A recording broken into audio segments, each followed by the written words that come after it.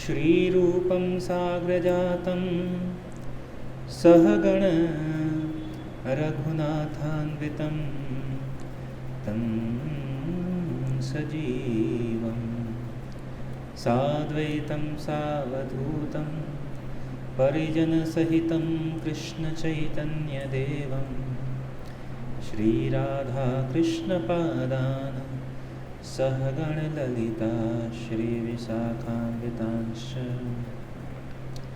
हे कृष्ण करुणा सिंधु दीनबंधु जगत्पते गोपेश गोपिका कांत राधा कांत नमस्तुते। तप्त कांचन गौरांगी राधे वृंदावनेश्वरी वृषभानुसुते देवी प्रणमामि हरिप्रिये। वाञ्छाकल्पतरुर्भक्ष कृपा सिन्धुभ्य एव च पतितानां पावनेभ्यो वैष्णवेभ्यो नमो नमः। जय श्री कृष्ण चैतन्य प्रभु नित्यानंद श्री अद्वैत गदाधर श्रीवासादि गौरभक्तवृंद। हरे कृष्णा कृष्णा कृष्णा हरे हरे, हरे राम राम राम हरे हरे।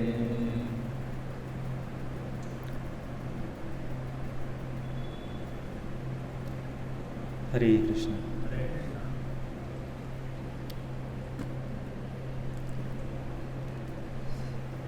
तो आज तो बहुत कम लोग हैं। एग्ज़ाम चल रहा है मोस्टली लोगों का। हाँ? और इसके बाद तो फिर वैकेशन में सभी घर गए होंगे।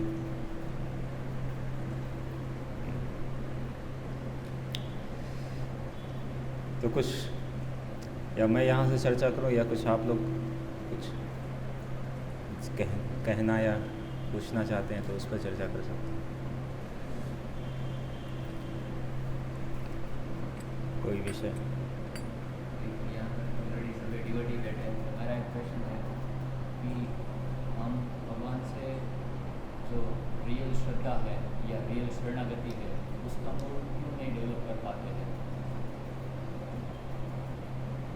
जो मतलब जो प्योर श्रद्धा होता है, प्योर डिवोशन के लिए जो प्योर श्रद्धा होता है उसका कल्टिवेशन क्यों नहीं कर पाते। हमारे पास मिश्र टाइप रहता है, मिश्र भक्ति करने का, या फिर कर्म भक्ति या फिर ज्ञान भक्ति। प्योर डिवोशन के स्टेट पर कभी क्यों नहीं जा सकते। तो ऐसे तो भक्ति का जो प्रारंभ है वह श्रद्धा से ही होता है।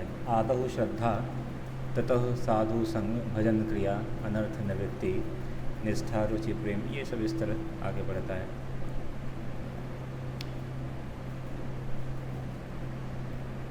तो थोड़ा सा श्रद्धाशील व्यक्ति, लेकिन उस श्रद्धा में भी एक कैटेगरी होती है। कोमल श्रद्धा वाला व्यक्ति और एक दृढ़ श्रद्धा वाला व्यक्ति और एक अटूट दृढ़ श्रद्धा वाला व्यक्ति। तो उपदेशामृत में बताते हैं यह बात कि कुछ ऐसे व्यक्ति होते हैं जिनकी श्रद्धा बहुत ही कोमल होती है। कोमल श्रद्धा वाला व्यक्ति क्या होता है कि उसकी जो श्रद्धा है वह ज्ञान आधारित नहीं होती है। जैसे भारतवर्ष में लगभग हर व्यक्ति को थोड़ा बहुत कुछ ज्ञान भगवान के बारे में और जीव या आत्मा के बारे में ऐसे सब ने कुछ सुन रखा जरूर है कहीं ना कहीं। ठीक है, तो कुछ सुनी सुनाई बातें या कुछ अभ्यास जो उनके घर में हो रहा है, आसपास समाज में हो रहा है, तो उनके आधार पर कुछ तो श्रद्धा, कुछ प्रारंभिक श्रद्धा, जैसे किसी भी देवी देवता को देखकर प्रणाम करना, मंदिर में जाना, भगवान को प्रणाम करना, उत्सव में थोड़ा भाग लेना। हम देखते हैं जैसे कई बार कॉलेज में कितने स्टूडेंट आते हैं मंदिर में दर्शन करने, एटलीस्ट उनको कुछ तो श्रद्धा तो है कि हाँ मंदिर में दर्शन करने जाना चाहिए भगवान के। लेकिन वो जो सारी जो श्रद्धा है वो ज़रूरी नहीं है, लेकिन अधिकांशतः जो श्रद्धा है वो उनकी कोमल श्रद्धा होती है। वो ज्ञान के आधार पर उनकी श्रद्धा नहीं है, उसके प्रति ज्ञान नहीं है। तो ऐसी श्रद्धा वाला जो व्यक्ति होता है तो वो आसानी से विचलित हो जाता है। अगर उसको कोई कुछ बोल दे, कुछ कह दे, कोई दूसरा तथ्य बोल दे, कहता है हाँ सही है, ऐसी बात। तो कोमल श्रद्धा मतलब जिसकी श्रद्धा डिग जाती है सामयिक समय के आधार पर, परिस्थितियों के आधार पर, तो ऐसा व्यक्ति जो है वो कोमल श्रद्धा वाला होता है। लेकिन जैसे जैसे कोई व्यक्ति आता जाता है, आता रहता है, थोड़ा श्रवण करता है, भक्तों का संग करता है, तो उसे कुछ तथ्यों के बारे में पता चलता है, कुछ ज्ञान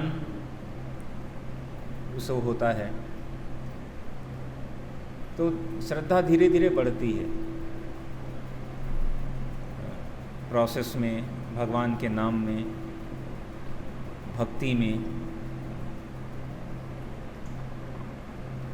लेकिन यह जो श्रद्धा है, जब तक ये श्रद्धा अटूट श्रद्धा में विकसित नहीं होती है, तब तक जैसे श्रद्धा का जब विकास हो रहा है, तो कहते हैं जैसे पेड़, हमने एक पेड़ लगाया, पौधा लगाया, तो पेड़ में हम जल डालेंगे, सिंचन करेंगे, खाद डालेंगे, तो पेड़ धीरे धीरे बढ़ेगा, वृक्ष बढ़ेगा। थोड़ा कम कर दो, थोड़ा कम कर दो, आवाज़ गूंज रही है।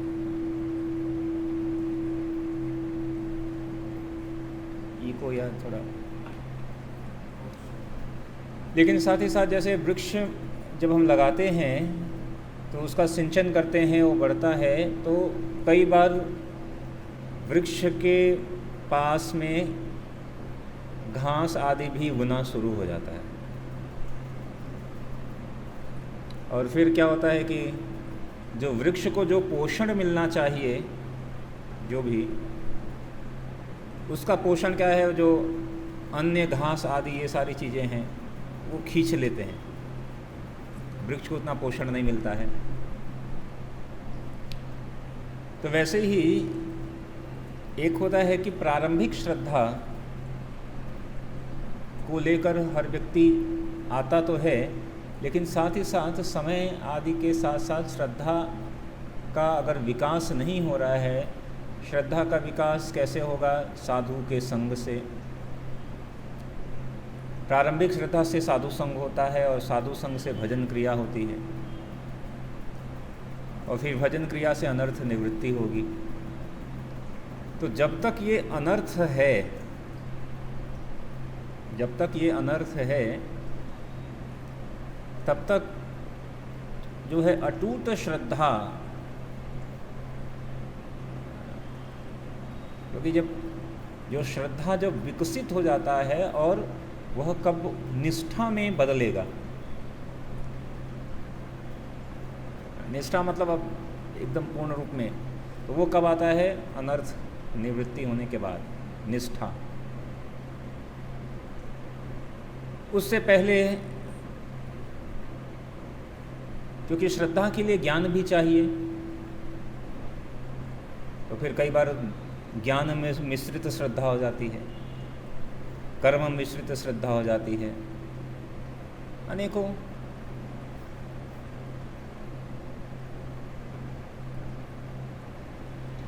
लेकिन ये प्रोसेस है, ये एक दिन का कार्य तो नहीं है कि हम एक दिन में हम सीधे भगवान के प्रति एकदम, क्योंकि श्रद्धा भी कोई आसान विषय नहीं है। तब भगवान के ऊपर अटूट श्रद्धा, परीक्षित महाराज का उदाहरण हम देखते हैं।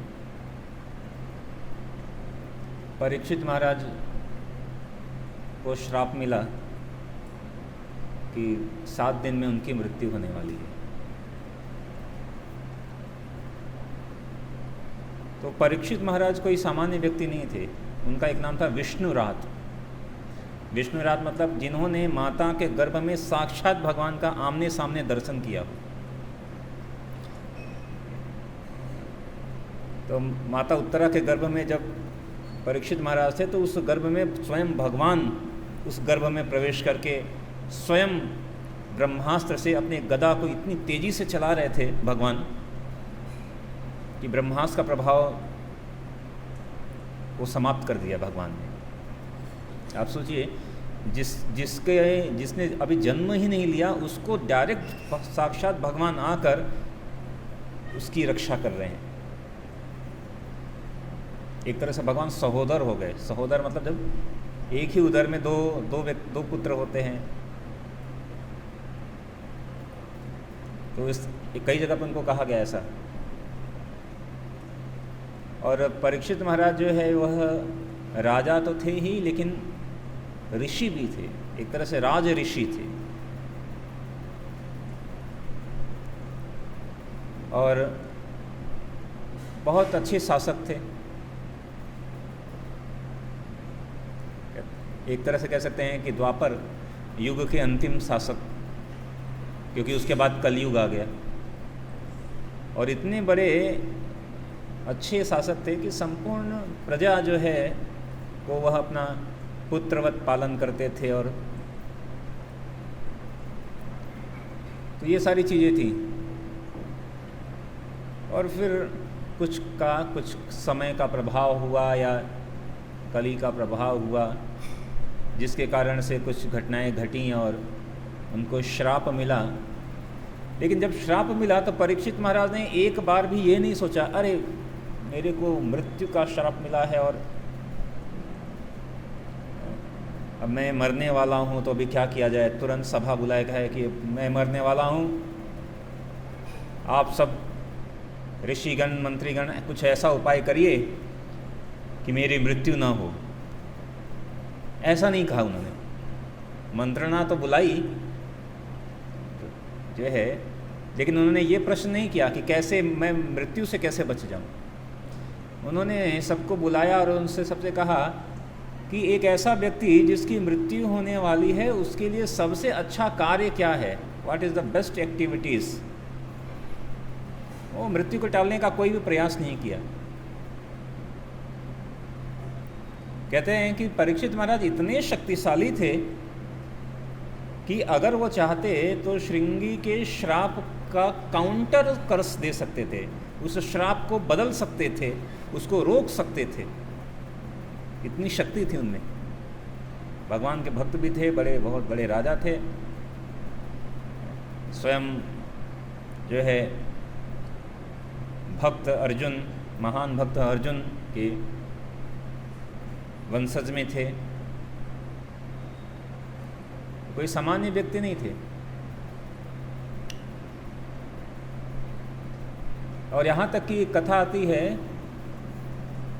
उसमें बताया कि जब परीक्षित महाराज को श्राप मिला और सबको पता चल गया कि परीक्षित महाराज की 7 दिन में मृत्यु होने वाली है, तो उनके राज्य में एक ब्राह्मण था, बहुत पावरफुल। उसको पता चला, उसने कहा अरे हमारे रहते हुए हमारे राजा को कौन मार सकता है। उन्हें पता चला कि तक्षक नाग है, वो तक्षक नाग के काटने पर परीक्षित महाराज की मृत्यु होगी। तो जो ब्राह्मण था वो बहुत ही विष मंत्र, सर्प दश मंत्र में बहुत ही कुशल था। जैसे उसे पता चला, वो तुरंत महल की तरफ जाने लगा। उसने कहा कि हमारे रहते हुए और बहुत इतना वो कुशल और महान मंत्र का ज्ञाता था कि यहाँ तक कि तक्षक को भी पता था कि अरे ये व्यक्ति जो है सामान्य व्यक्ति नहीं है। लेकिन फिर भी तक्षक तो उधर से वो ब्राह्मण आ रहे थे और तक्षक भी आया और बीच में मिले दोनों। तक्षक ने कहा कि तुम्हें क्या लगता है, छोटे मोटे सर्प जो है उनके काटने को तुम ठीक कर देते हो, मैं केवल दूर से केवल फूंक भी मारूं तो व्यक्ति जल के भस्म हो जाएगा, इतनी शक्ति है। और वहाँ पे एक बहुत बड़ा बरगद का पेड़ था। तक्षक ने दूर से केवल फुंकार मारी और वो जो वृक्ष है वो पूरा जल कर भस्म एकदम राख में हो गया। उसने कहा देखो मेरी शक्ति। ब्राह्मण जो है वो मुस्कुराया, उसने अपने हाथ में जल लिया, कुछ मंत्र किया और जैसे ही जल फेंका वो वृक्ष पुनः एज इट इज खड़ा हो गया। ब्राह्मण ने कहा देखो मेरे मंत्र की शक्ति। तो उसने कहा कि अगर आप परीक्षित महाराज को भस्म भी कर दोगे मैं पुनः उनको जीवित कर दूंगा मेरे मंत्र की शक्ति से। तो तक्षक कहा तो मायूस हो गया कि अभी मैं कैसे श्राप कैसे मारूंगा। लेकिन जब वो ब्राह्मण वहाँ पर गए तो परीक्षित महाराज ने उनको वापस भेज दिया। नहीं आपकी ज़रूरत नहीं। उन्होंने कहा कि मुझे एक ब्राह्मण ने श्राप दिया है और जो भगवान हैं, भगवान क्या है, गौ ब्रह्मण्य हिताय च नमो ब्राह्मण्य देवाय गौ ब्रह्मण्य हिताय च जगत हिताय कृष्णाय गोविंदाय नमो नमः। कहते हैं भगवान जो है गौ यानी गाय और ब्राह्मण भगवान को बहुत ही प्रिय हैं और ब्राह्मणों के द्वारा जो शब्द निकलता है, भक्तों के द्वारा जो शब्द निकलता है, भगवान कहते हैं उस शब्द को कभी व्यथा नहीं जाने देते हैं। मैंने कहा जो कि ब्राह्मण ने दिया है तो अगर तो ब्राह्मण का शब्द वृथा हो जाएगा, वो अच्छा नहीं है। मैंने कहा देखो मरना तो सबको ही एक न एक दिन मरना ही है। कहते सबको जो है 7 दिन में मरना ही है। परीक्षित महाराज के साथ साथ हमको भी 7 दिन में ही मरना है। Sunday Monday Tuesday Wednesday Thursday Friday Saturday, इसी 7 दिन में किसी दिन हम भी जाएंगे। लेकिन हमें पता नहीं है कि कौन से दिन कब। मैंने कहा जातस्य ही ध्रुव मृत्यु, गीता का ज्ञान है और ऐसे भी ये शरीर जाना ही है, लेकिन आत्मा तो कभी जाने वाली नहीं है, आत्मा तो अमर है। तो परीक्षित महाराज को ऐसे भी जाना है एक न एक दिन, तो फिर अभी ब्राह्मण का जो वाक्य है उसको सत्य करके ही जाएं, क्यों असत्य करके जाना। मैंने कहा कि कहते हैं कि फिर उस समय का उन्होंने सदुपयोग क्या किया कि सबसे पूछा कि इस समय सबसे बेस्ट चीज़ क्या किया जा सकता है। तो फिर सुखदेव गोस्वामी प्रकट होते हैं और पूरी भागवत कहते हैं और फिर उसी भागवत को आज हम लोग पढ़ रहे हैं। तो this is the example of अटूट श्रद्धा। इस पता है कि मरने वाले हैं, लेकिन भगवान में इतनी श्रद्धा है, भगवान के नाम में इतनी श्रद्धा है कि उनको मृत्यु का भी डर नहीं है। तो ये जो श्रद्धा है ये धीरे धीरे इसे कहते हैं यह अटूट श्रद्धा है। इसमें कोई ज्ञान या कर्म आदि, ज्ञान मिश्रित श्रद्धा मतलब कि हम अपने ज्ञान के बल पर, या कर्म मिश्रित यानी कर्म के बल पर हम चाहते, हमें लगता है कि हम ऐसा करेंगे, ऐसा कुछ कर्म करेंगे और उस कर्म के द्वारा जो फल, उससे हम अपनी कुछ रक्षा आदि कर सकते हैं। जैसे कोई बीमार हो जाए और उसके बैंक में बहुत करोड़ों रुपए है, सोचेगा करोड़ों रुपए है, मैं बड़े बेस्ट हॉस्पिटल में जाऊंगा, इलाज कराऊंगा और बच जाऊंगा। लेकिन हम देखते हैं कि चाहे बेस्ट हॉस्पिटल हो, चाहे बेस्ट डॉक्टर हो, मरने वाला तब भी मरता है। समय आएगा तो मरेगा ही। और इसके विपरीत देखते हैं कि कई बार बिना हॉस्पिटल गए हुए व्यक्ति ठीक भी हो जाता है। हाँ, इसका मतलब ये नहीं है कि बीमार हुए तो हम हॉस्पिटल ना जाएं और हम कहें कि नहीं नहीं भगवान हमें बचा लें, इसका मतलब ये नहीं है। You have to do your own, आप जो कर सकते हैं, जितना कर सकते हैं उतना करिए, और उसके बाद लिव ऑन द कृष्ण, भगवान, उसके बाद भगवान पे श्रद्धा बना के, ठीक है, हमें अपना कर्म तो करना ही है। लेकिन जब व्यक्ति कर्म करता है, जब भक्त कर्म करता है, तो कहता है कि ये जो कर्म अब हमारा जो कर्तव्य है वो हम कर रहे हैं, बाकी का तो भगवान बस आपके ऊपर हम निर्भर है। तो जो श्रद्धा का विकास है वो उतनी मात्रा में होता जाएगा जितनी मात्रा में हम भक्तों का संग करते जाएंगे।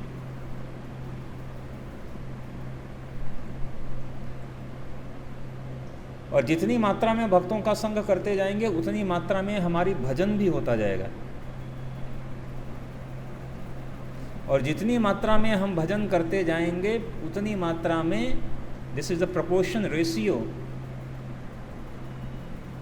And slowly and gradually our faith will increase, वो बढ़ता जाएगा। फिर ये ज्ञान भी होता जाएगा। भुक्ताराम यदि तपसाम सर्वलोक महेश्वरम अहम सर्वस्व प्रभो मत्तः सर्वं प्रवर्तते। तो ये सब, ये धीरे धीरे जब ये ज्ञान आदि बढ़ेगा, भगवान के प्रति प्रेम बढ़ेगा, तो फिर वो श्रद्धा जो है धीरे धीरे विकसित होकर फिर अटूट, और जब अटूट श्रद्धा हो जाती है तो कहते हैं कि एक ऐसी अवस्था को प्राप्त होती है जब सामने वाले व्यक्ति को सिर्फ देखने मात्र से दूसरों में श्रद्धा का विकास हो जाए। बड़े बड़े सन्यासी गण आते हैं, महाराज लोग आते हैं, उनको देखते ही, कुछ लोग तो बस देखते ही फ्लैट हो जाते हैं। बस हम महीनों महीनों सालों सालों बोलते रहते हैं, वो एक बार कहते हैं और व्यक्ति मान भी जाता है। क्यों? कि अंदर इतनी अटूट श्रद्धा है कि सीधे कहते हैं हृदय से हृदय का सीधे ट्रांसफ़र हो जाता है। तो ये पूरा ज्ञान है, विज्ञान है, और अभ्यास है। जैसे जैसे हम करते जाएंगे साधु संग, फिर कठिनाई भी है, क्योंकि अलग अलग परिस्थितियों के अनुसार, जहाँ देखिए हर जगह पर परीक्षाएं जरूर हैं, हर जगह परीक्षा है, examination. This is the trend actually. ये सामान्य सी बात है। आप कहीं पढ़ाई भी करते हैं तो वहाँ पर आगे बढ़ने के लिए परीक्षा देना पड़ता है। Examination means, why examination needed? Examination needed, why? Yes, and examination make sure that you have enough knowledge, आपके पास समुचित ज्ञान आ गया है for the particular subject matter. उस सब्जेक्ट के लिए आप पूरी तरह उसको समझ गए हैं। तो ये पता लगाने के लिए एग्जाम होता है। अच्छा ये बताओ, अच्छा ये बताओ, हाँ हाँ, जिसे पता है तो वो, उसको डर नहीं है, ठीक है मुझे पता है, आएगा तो लिख लूँगा, क्या दिक्कत है। और जब वो ज्ञान को पता है तो फिर, तो इसी तरह हर जगह, सिर्फ इस आध्यात्मिकता में भी हम हर मोड़ पर आपके साथ कुछ न कुछ परीक्षाएं आती रहेंगी, हर मोड़ पर।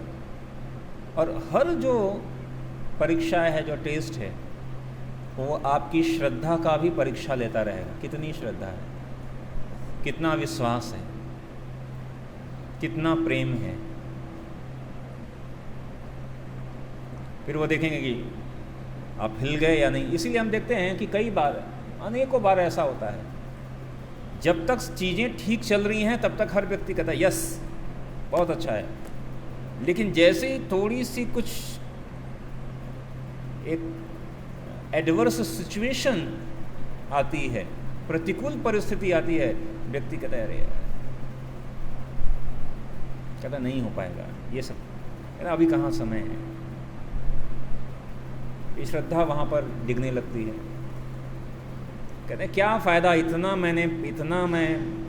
इतनी बार मैं मंदिर गया, इतनी बार शनिवार के प्रोग्राम में गया, इतना लेक्चर सुना, क्या फ़ायदा हुआ बताओ। कोई आपका दोस्त आएगा और कहेगा मैं हर शनिवार मैं तो जाता था सिनेमा देखने, तुम जाते थे यहाँ मंदिर, और तुम्हारे साथ देखो क्या हुआ। बात तो सही है, अरे मैं इतना जाने के बाद मेरे साथ ऐसा घटना घटा, और ये देखो ये आराम से मौज करता था, इसके साथ ये घटना घटा। उस समय मैक्सिमम लोग यहाँ पर उनकी श्रद्धा डिगने लगती है। जब कठिन परिस्थिति आती है, प्रॉब्लम्स आते हैं, जीवन में दुख आता है, कहाँ है भगवान। कोई आके कहेगा तुमने क्या देखा है भगवान, अपने गुरुजी से पूछना उन्होंने देखा है क्या भगवान, अगर देखा है तो मुझे दिखाओ, उनको कहना।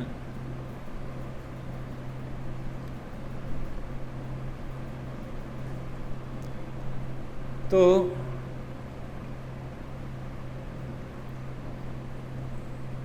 वहाँ पर भी श्रद्धा होती है कि क्या सही है क्या गलत है, वो हमारी परीक्षा है श्रद्धा की।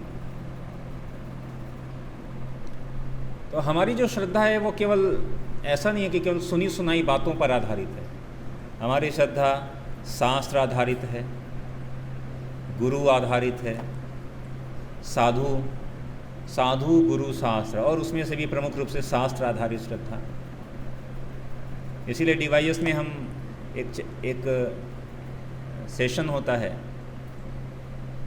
उस सेशन में हम यही बात करते हैं कि कैसे हमारी ज्ञान प्राप्ति का जो साधन है, ज्ञान प्राप्ति का जो साधन है वो कौन सा बेस्ट साधन है। और उसमें हम ये चर्चा करते हैं कि एक जो है प्रत्यक्ष प्रमाण होता है, जो देखूंगा वो मानूंगा। एक अनुमान प्रमाण होता है कि शायद ऐसा हुआ होगा, कुछ अनुमान लगाएं कि करोड़ों साल पहले, ठीक है, टक्कर हुआ, विस्फोट हुआ, एक ग्रह दूसरे ग्रह से एक उल्का पिंड आया और वो टकराया, और उससे जो है अलग अलग ग्रह निकल के आए और तैरने लगे, और फिर धीरे धीरे ये ग्रह बन गए, सौर मंडल बन गया, ये बन गया, वो बन गया। ऐसा किसी ने देखा तो नहीं, लेकिन कुछ अनुमान लगा रहे हैं, किसी एक अनुमान के आधार पर दूसरा अनुमान लगा रहे हैं कि शायद ऐसा हुआ होगा। या हमारे कोर्ट में नहीं मानते अनुमान, एक अनुमान के आधार पर दूसरा अनुमान कहेगा नहीं नहीं नहीं सबूत लाओ, लेकिन बड़े लेवल पर बड़ा बड़ा अनुमान लगा रहे हैं लोग और हम कहते हैं साइंटिस्ट, वैज्ञानिक लोग बड़े बड़े अनुमान लगा रहे हैं, ऐसा हुआ होगा करोड़ों साल पहले। वो एक अनुमान है। लेकिन फिर हम तीसरा प्रमाण देखते हैं कि श्रुति प्रमाण, जो श्रुति सुना हुआ, वेद पुराण, ये जो प्रमाण है, और इस प्रमाण के अनेकों प्रमाण हम देख सकते हैं। जैसे उदाहरण के लिए इसमें अनेकों चीज़ें वर्णित हैं जो पहले हुआ था, तो कहते हैं ये कैसे संभव है। तो कुछ चीज़ें हैं जो भविष्य में अभी हुआ नहीं है, हो रहा है, और कुछ जो भविष्य में होगा उसका भी वर्णन है। जैसे भविष्य पुराण में वर्णन है, भागवत में वर्णन है, लेकिन उसके ऊपर लोग प्रकाश नहीं डालना चाहते हैं, देखना नहीं चाहते हैं, उसके ऊपर चर्चा नहीं करना चाहते हैं। जैसे कलयुग के लक्षण के बारे में वर्णन है भागवत में, या पहले वर्णन था जब फॉरकास्टिंग थी कि ये व्यक्ति आएंगे, ये राजा आएंगे, ये पैगंबर आएंगे, ये जीसस आएंगे, गुरु नानक आएंगे, चंद्रगुप्त आएंगे, चाणक्य आएंगे, इन सब का वर्णन कहीं ना कहीं दिया हुआ है। चैतन्य महाप्रभु आएंगे, उनके पिता का नाम क्या होगा, माता का नाम क्या होगा, ये सब वर्णन है। इसी आधार पर दिया है कि कल्कि अवतार आएंगे, वो ऐसे से सब वर्णन दिया हुआ है। या वर्णन दिया है कलयुग में कैसे कैसे विकास होगा, तो क्या क्या परिवर्तन आएंगे, लोगों की आयु छोटी होती जाएगी, लोगों की हाइट छोटी होती जाएगी, मैरिज कॉन्ट्रैक्ट बन जाएगा, सब हो रहा है, हो ही चुका है, और कुछ चीज़ें और होती जाएंगी। उम्र धीरे धीरे कम होती जा रही है, तो ये सब चीज़ें हो रही हैं, कुछ चीज़ें होंगी। तो शास्त्रों में वर्णन दिया हुआ है इसका। तो हम शास्त्र को प्रमाण मानकर जब करते हैं तो फिर इसके ऊपर हमारी जब श्रद्धा विकसित होती है, शास्त्र श्रद्धा,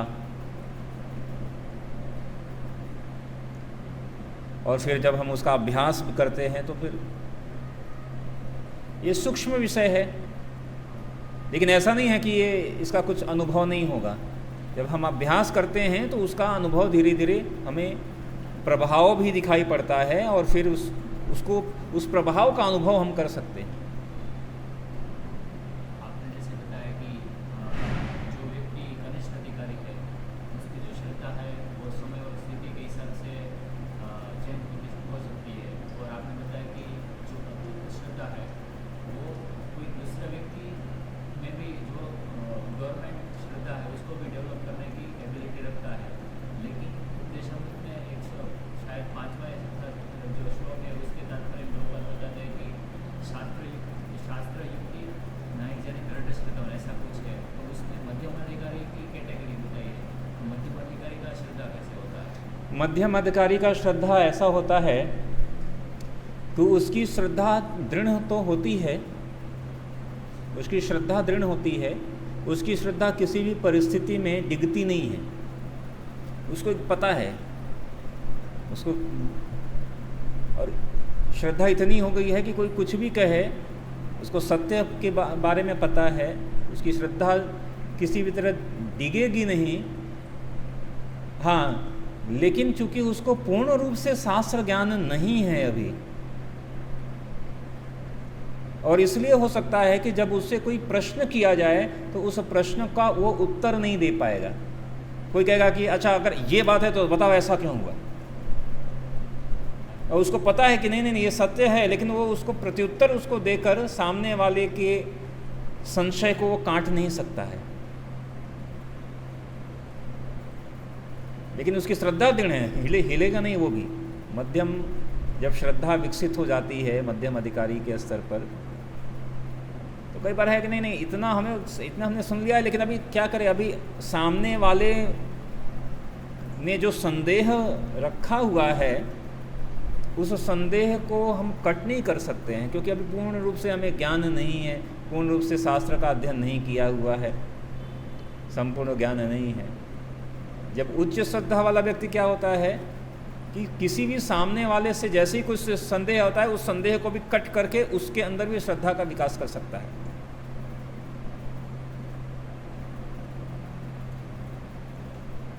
तो मध्यम वाला व्यक्ति ऐसा होता है। तो अगर मोस्टली लोग मध्यम अधिकारी या मध्यम श्रद्धा वाले हैं कि अभी शास्त्र का कई बार पूर्ण ज्ञान नहीं है, कई बार बड़े बड़े ऐसे मायावादी निराकारवादी ऐसे वो तर्क देंगे, हमें समझ में नहीं आता क्या बोले इसके बारे में, लेकिन हमें पता है कि नहीं है तो ये गलत, ये और हमारी श्रद्धा को डिगा नहीं सकता है।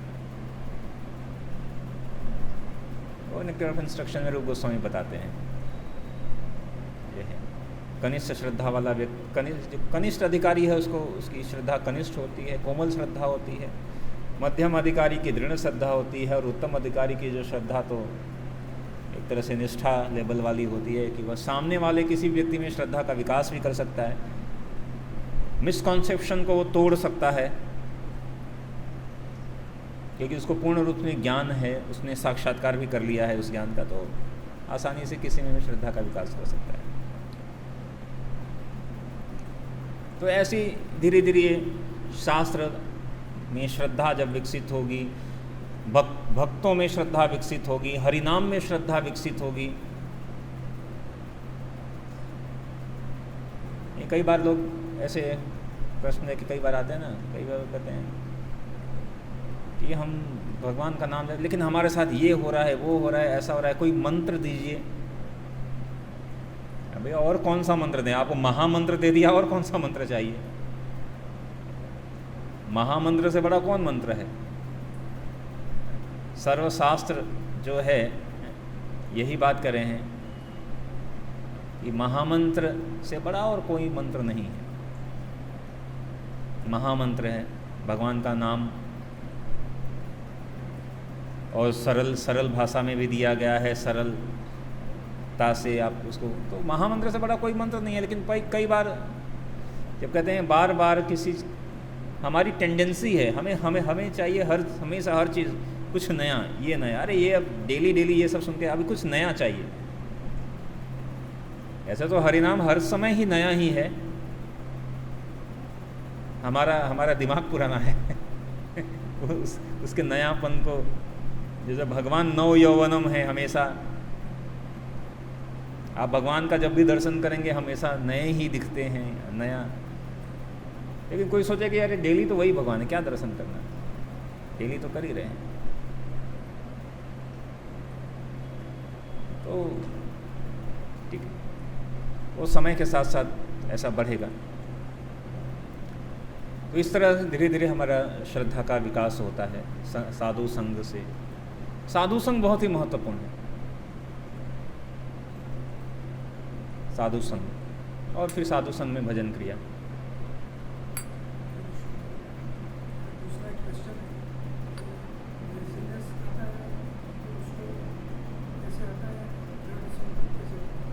लेजीनेस को कैसे हटाएं और दृढ़ संकल्प को कैसे लाएं?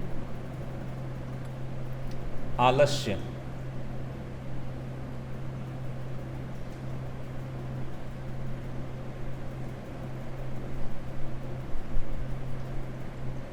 ऐसे एक कहते हैं विद्यार्थी जीवन के लिए विशेष रूप से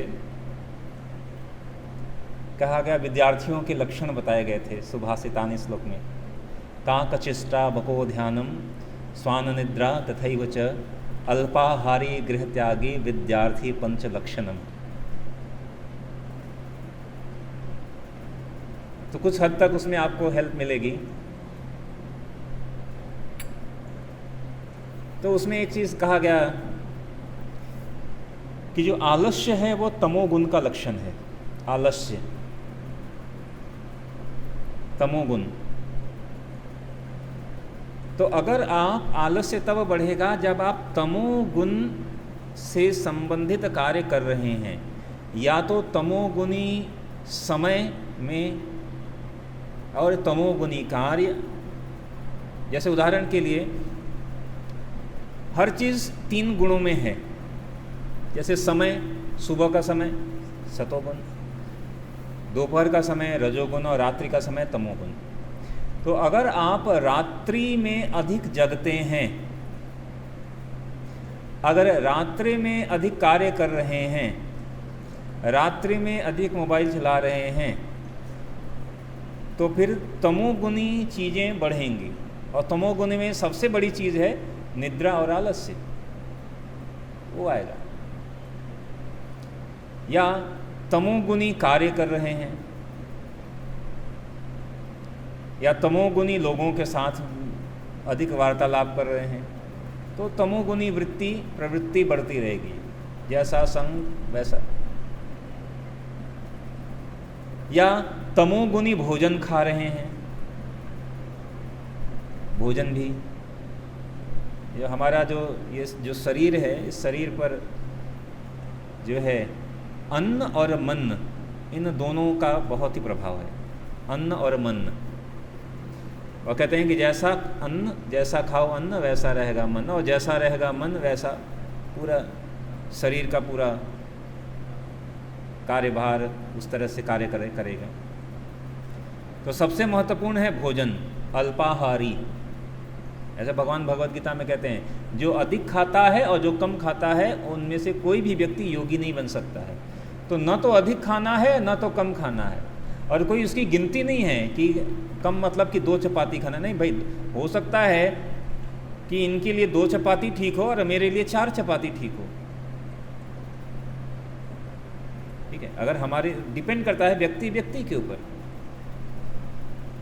तो वो स्वतः हमें देखना पड़ेगा कि भाई हमारा खुराक कितना हो सकता है। ऐसा नहीं कि कितना कम खाएं कि फिर जो है न्यूट्रिशन ही ना मिले हमें, और इतना अधिक खाएं कि फिर बीमारी हो जाए। तो ना तो कम ना तो अधिक, एक समुचित मात्रा में खाना, समुचित समय पर खाना और उचित चीज़ों को खाना।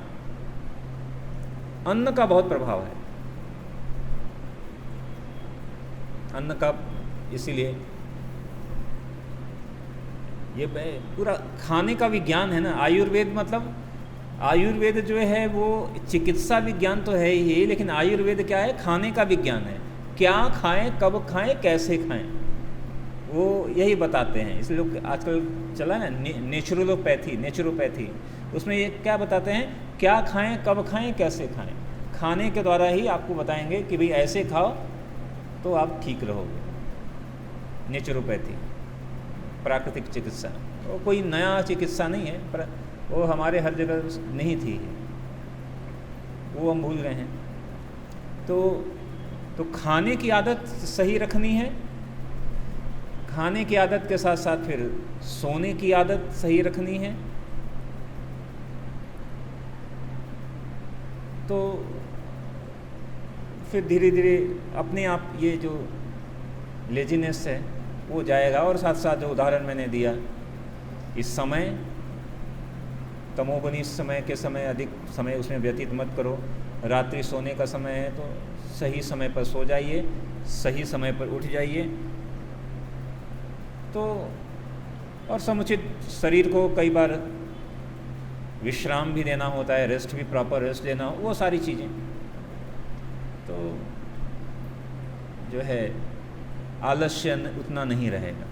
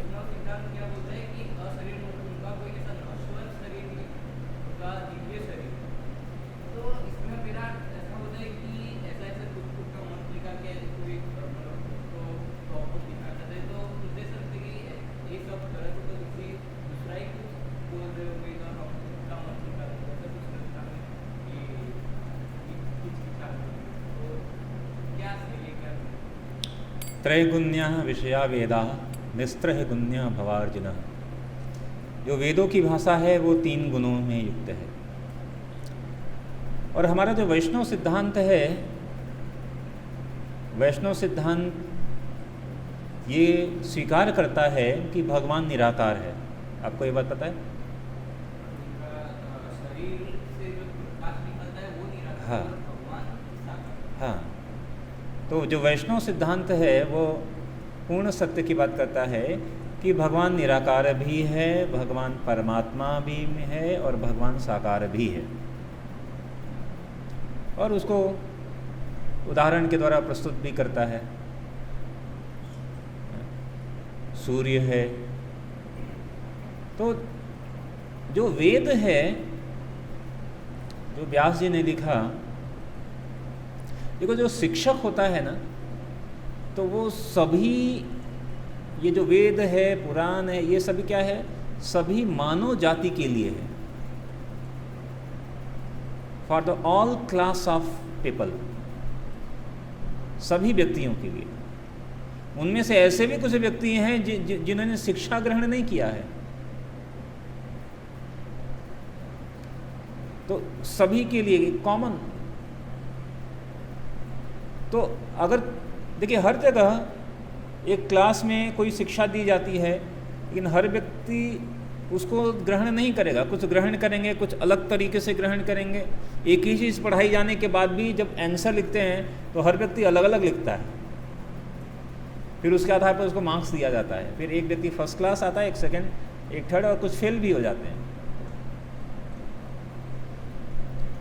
लेकिन जो व्यास जी ने जब ये वेदों को लिपिबद्ध किया, तो वेद पुराण इस तरह से रचा गया है, लिपिबद्ध किया गया है कि उसमें हर व्यक्ति के लिए कुछ न कुछ तो है। जैसे उदाहरण के लिए मैं कुछ कल ही बात कर रहा था, जैसे दो दोस्त थे, वो डॉक्टर के पास गए। और क्यों गए? क्योंकि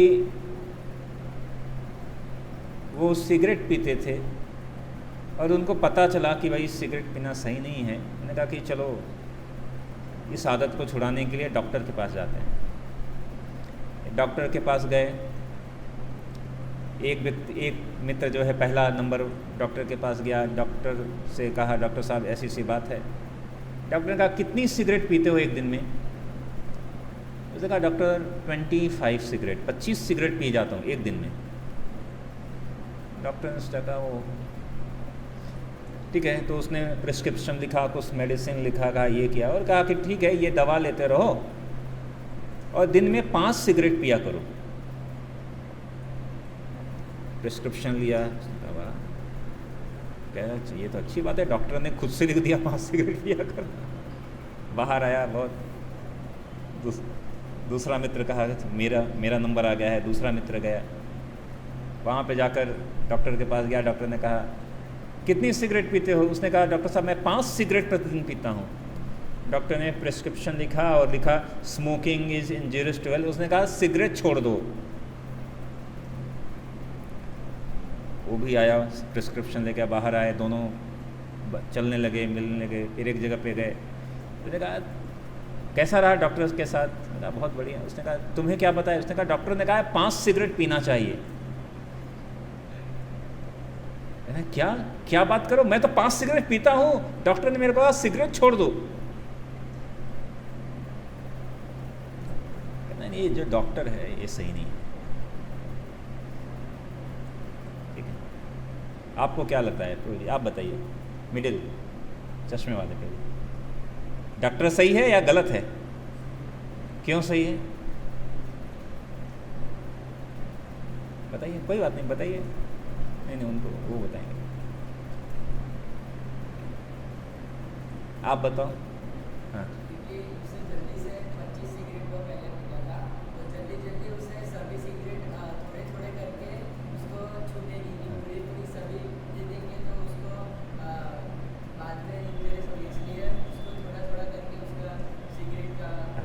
सही कहा।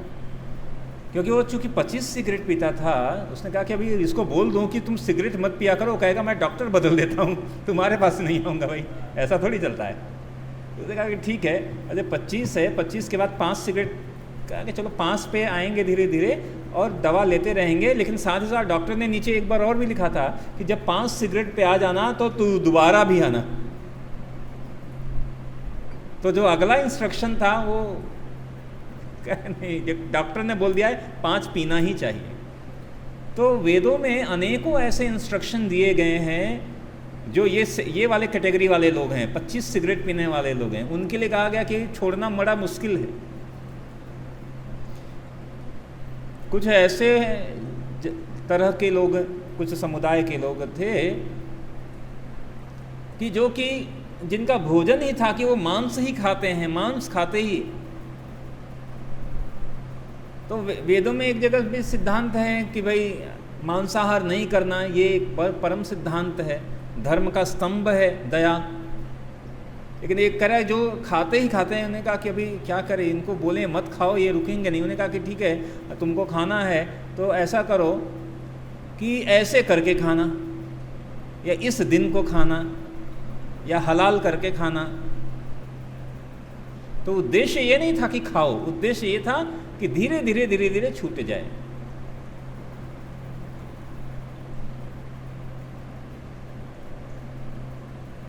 धीरे धीरे करके छूट जाए, ऐसा। तो वेदों में हर क्लास के लोगों के लिए कुछ न कुछ नियम दिया है। अच्छा, ये नहीं कर सकते, तुम कुछ तो करो, कुछ तो करो, कुछ तो नियम। यहां तक कि राक्षस जो लोग थे उनके पास भी नीति नियम था, वो भी कुछ न कुछ कर्म सिद्धांत आदि कर्मकांड के कार्य किया करते थे, नियमों का पालन किया करते थे, युद्ध में भी नियमों का पालन किया करते थे, खाने में भी नियमों कुछ न कुछ पालन करते थे।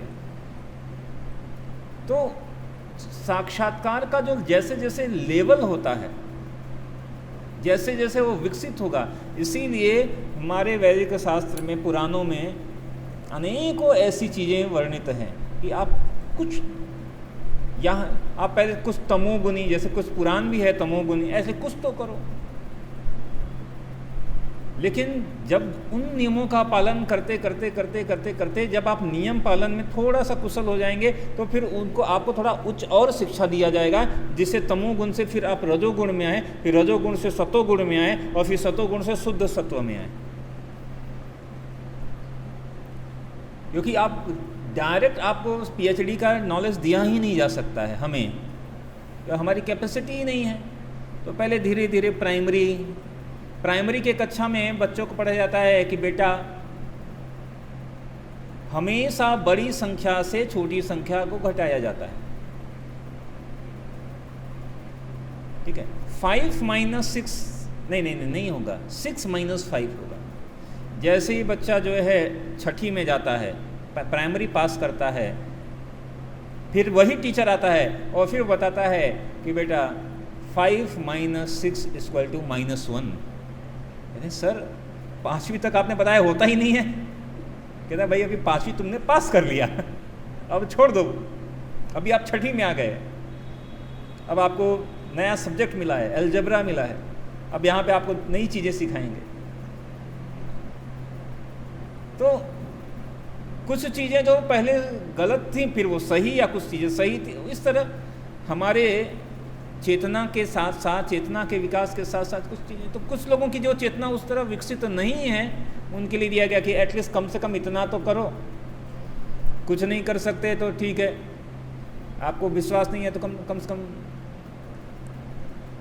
जो साक्षात दिख रहा है, साक्षात प्रमाण, ठीक है, चलो सूर्य की पूजा करो, वृक्ष की पूजा करो, चंद्र की पूजा करो, धरती की पूजा करो। ऐसे तो ये सब भगवान की शक्ति ही है, तो उनको दिया इस तरह कार्य करो, कुछ कर्म करो या नियम करो। तो ज्ञान और चेतना के आधार पर वो सारी चीज़ें दी गई हैं। ऐसा कभी नहीं होगा। भगवत गीता में भगवान ने कह दिया मनुष्यानाम सहस्त्रेषु, तो सभी एक साथ पूर्ण सत्व को स्वीकार नहीं करेंगे, अपने आधार पर करेंगे, चेतना के आधार पर।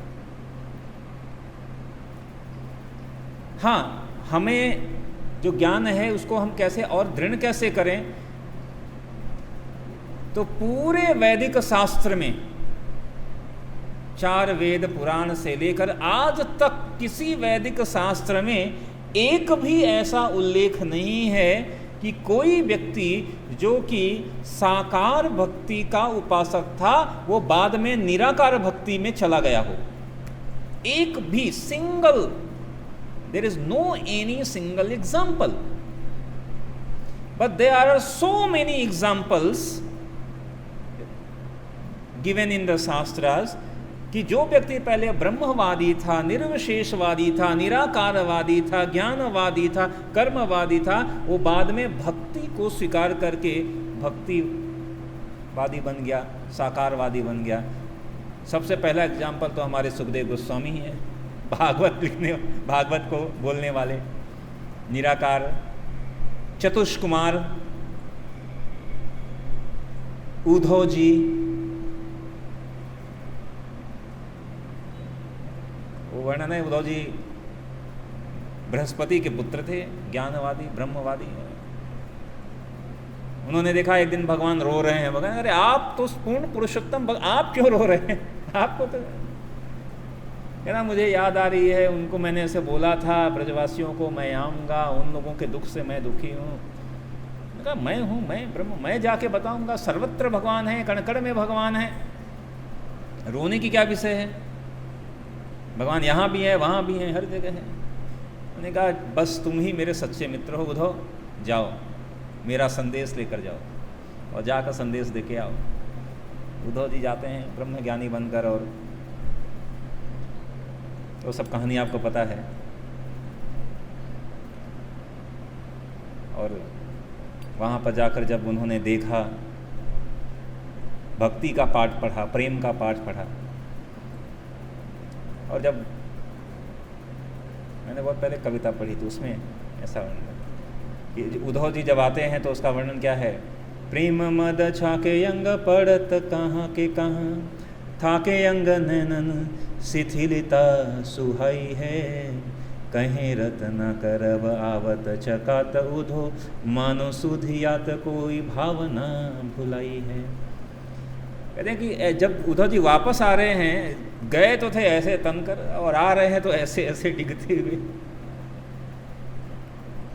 कहते ऐसा जैसे कि कोई ऐसी भावना या ज्ञान जो कि भूल गए थे, मानो सुधियात कोई भावना भूला, जो भूल गए थे वो वापस याद आ गया हो, ज्ञान, वास्तविक ज्ञान प्राप्त हो गया हो। और वो प्रेम मद छाके अंग, कहते प्रेम, पहले ज्ञान के मद में जा रहे थे, अब ये प्रेम के मद में।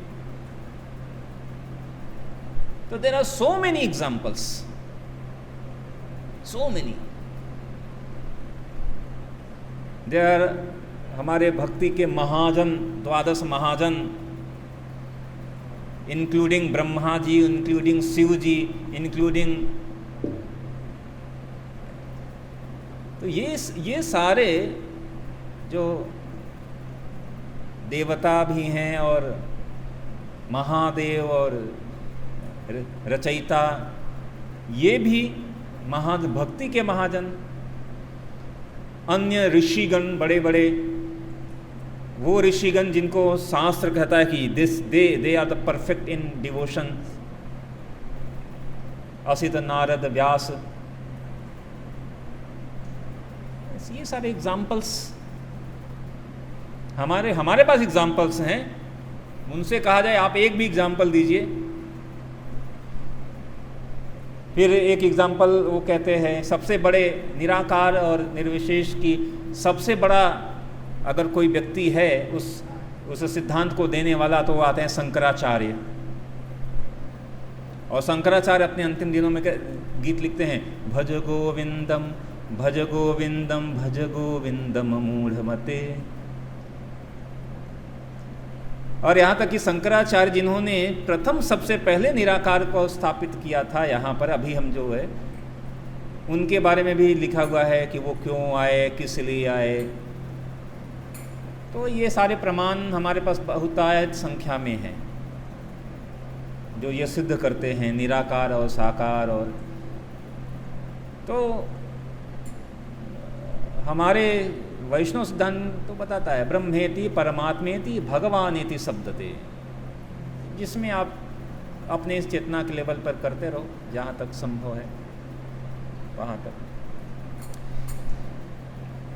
तो ऐसा ये जो सिद्धांत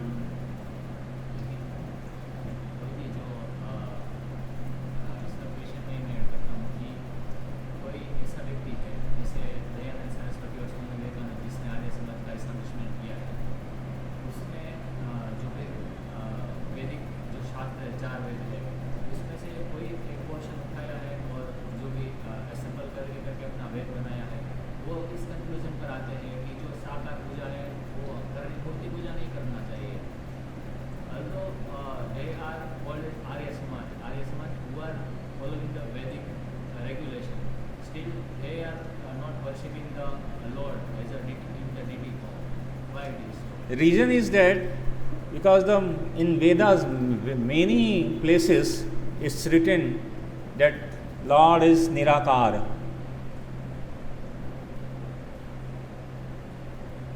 Many places. And maximum places the Veda mantra like Omkar, they worship Omkar, Shabda Brahma.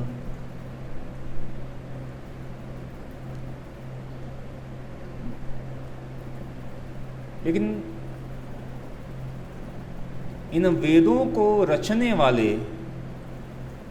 Vyasdev, अब भाई जिसने रचा है उससे बेहतर कोई जानता है क्या? उससे बेटर कोई नहीं जानता. कहते 4 वेद रचने के बाद he was feeling I am not. जिनको रचने वाला ही संतुष्ट नहीं है उसको पढ़ने वाला कैसा संतुष्ट होगा? मैंने कुछ ऐसा बनाया कि आप ये काम करें और मैं ही खुद ही संतुष्ट नहीं हूँ और कहेंगे इसका उपयोग करो आप संतुष्ट हो जाओगे. अरे भाई खुद ही मैं संतुष्ट नहीं हूँ. This is mention. ऐसे वेदों में दोनों चीज़ें कही गई हैं. साकार की भी बात की गई है, निराकार की भी बात की गई है. तो वो केवल निराकार को निकालते हैं, साकार को नहीं निकालते हैं. वहाँ पे तो दोनों बात कही गई है.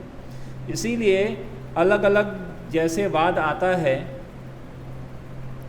ठीक है, द्वैतवाद, अद्वैतवाद, विशिष्ट द्वैतवाद, ये सब आता है तो उसमें अलग अलग जगह पे दिया गया है कि कैसे.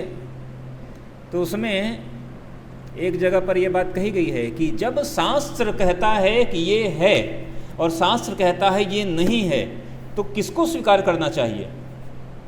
शास्त्र गलत नहीं हो सकता. शास्त्र कहता है ये है, भगवान साकार है, और शास्त्र कहता है भगवान साकार नहीं है, भगवान निराकार है. तो है और नहीं दोनों शास्त्र कह रहा है, तो कैसे स्वीकार करना चाहिए? तो कहे कि नहीं नहीं नहीं, जो शास्त्र कह रहा है साकार है वो सही है और जो कह रहा है निराकार है वो गलत है. कहने कि इस तरह तो शास्त्र की प्रामाणिकता खत्म हो जाएगी. एक पोर्शन कह रहा है सही है, दूसरा पोर्शन कह रहा है गलत है. उन्होंने कहा नहीं, शास्त्र जो है समग्र रूप में शास्त्र सही है. अगर कहीं पर निषेध की बात कही गई है और कहीं पर विधि की बात की गई है तो वो शास्त्र को समग्र रूप में समझना पड़ेगा हमें.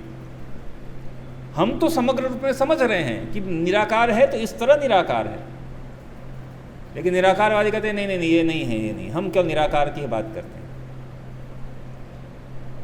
तो शास्त्र को समग्र रूप में समझना पड़ेगा. इसीलिए जो है विशिष्ट द्वैतवाद का जब स्थापना हुआ तो उन्होंने ये बात कहा कि ये ऐसा नहीं हो सकता कि शास्त्र का एक पोर्शन गलत हो एक पोर्शन सही हो. शास्त्र मतलब कि सब कुछ सही होगा. तो अगर अब उसको किस तरह समझना है उसके लिए वो व्याख्या दिया कि भाई इसको इस तरह, मतलब निराकार है तो इस तरह निराकार है, साकार है तो इस तरह साकार है. लेकिन अभी हमें इस पे बहुत अधिक जोर नहीं देना है. निराकार है या साकार है या आकार है या, ठीक है. कई बार लोग कहते हैं नहीं नहीं पहले हम यहाँ पे ही, ठीक है, आप करते रहो, धीरे धीरे क्लियर हो जाएगा. ऐसे तो शास्त्र में दिया ही हुआ है. भगवान का नाम, रूप, गुण, लीला. जो निराकार है तो नाम कहाँ से आया? भगवान का मतलब ही जो षड ऐश्वर्य पूर्ण हो, तो ऐश्वर्य को धारण करने वाला, भग को धारण कैसे करेगा जब आकार ही नहीं है? ऐश्वर्य कहाँ आया? ऐसे तो अनेकों चीज़ें हैं.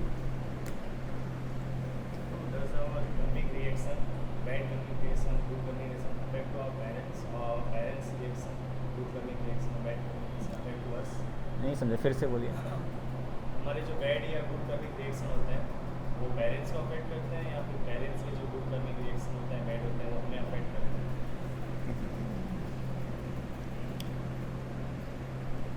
तो पेरेंट्स के जो कर्म हैं उन कर्मों का जो फल है वो आपको अफेक्ट नहीं करने वाले, आपको अफेक्ट नहीं करने वाले पेरेंट्स के। हाँ, उनके कर्मों के आधार पर कुछ परिस्थिति ऐसी विकसित हो सकती है, उन परिस्थितियों में हमें ऐसा लगेगा कि नहीं नहीं, ये हमारे पेरेंट्स के आधार पर हुआ, हमारे पेरेंट्स गरीब थे तो हमें गरीबी का जीवन बिताना पड़ रहा है, हमारे पेरेंट्स पढ़े लिखे नहीं थे इसलिए मेरे को भी ज्ञान नहीं है, मेरे पेरेंट्स को इंग्लिश बोलना आता नहीं है इसलिए हमें भी नहीं आता इंग्लिश बोलना, हमारे परिवार में ऐसा माहौल नहीं था। ठीक है, कुछ हद तक ऐसी कुछ चीज़ें हो सकती हैं, लेकिन आपको लिमिट नहीं किया जा सकता है जीवात्मा को। मैं भौतिक उदाहरण दे रहा हूँ, जैसे फिर उसी तरह आध्यात्मिक भी, कोई कहे कि हमारे पर ऐसा था, तो हर जीव का जो कर्म है वो अलग अलग ही है। हाँ, हमें क्यों भुगतना पड़ रहा है? क्यों? क्योंकि हमने भी कुछ ऐसे पहले कर्म किए थे,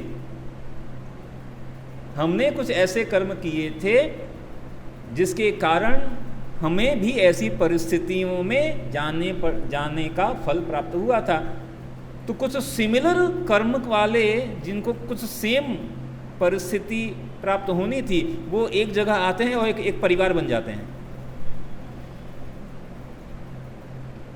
लेकिन उसके बाद भी जरूरी नहीं है, उसके बाद भी वो अपना कर्म भोग के बाहर निकल जाता है। हम देखते हैं कि एक ही परिवार में जन्मे हुए दो भाई, एक भाई जो है मल्टी मिलियनेयर बन गया और एक भाई अभी भी शॉप चलाता है और मध्यम वर्गीय या निम्न वर्गीय जीवन बिता रहा है। कैसे संभव है? मतलब एक भौतिक उदाहरण हम दे रहे हैं। तो कर्म का फल मतलब जरूरी नहीं है कि एक ही घर से एक व्यक्ति जो है महान भक्त बन गया और एक व्यक्ति, तो सभी का कर्म फल अलग होता है। हाँ, लेकिन प्रार्थनाएं और संस्कार का प्रभाव पड़ता है। अगर हमारे जो परिवार पेरेंट्स जो हमारे लिए प्रार्थना और हमें जो संस्कार विकसित करके देंगे, उसका प्रभाव हम पर पड़ेगा और उसके आधार पर फिर हम, जैसे अगर आपको किसी ने कुछ स्किल सिखाया तो उस स्किल का आप उपयोग करोगे। लेकिन ऐसा नहीं है कि आपके पिता या माता के किए गए बुरे कर्म का फल आपको भुगतना पड़े, ऐसा नहीं होगा। हमें हो सकता है ऐसा लगे, लेकिन हमारे पहले के कर्म थे उसको हम भुगत रहे हैं, वो भी भुगत रहे हैं, हम भी भुगत रहे हैं। हाँ, लेकिन हमारे पास ऐसा सिद्धांत है कि हम अगर अच्छा कर्म करें तो हम अपने परिवार के लोगों को हम तार सकते हैं। ऐसा शास्त्र में ऐसा उल्लिखित है कि अगर कुल में एक भी व्यक्ति भक्त बन जाता है, महान भक्त, तो उसकी कई पीढ़ियां सुधर जाती हैं। This is the effect of the devotee. भगवान भक्त का प्रभाव है ये। जब भक्त का जो प्रभाव है वो सारे कर्म को समाप्त कर देता है, इतना पावरफुल होता है। जब भक्त जो है वो इतना पावरफुल होता है कि अपने आसपास तो है ही, और भूत और भविष्य दोनों में आए और आने वाले लोगों के भी कर्म को फल को समाप्त कर सकता है। इतनी शक्ति होती है भगवान की भक्ति में। This is the only one thing जो कि जिसका प्रभाव भूत में भी जाता है, भूतकाल में भी जाता है और भविष्य में भी जाता है, वर्तमान में तो रहता ही रहता है।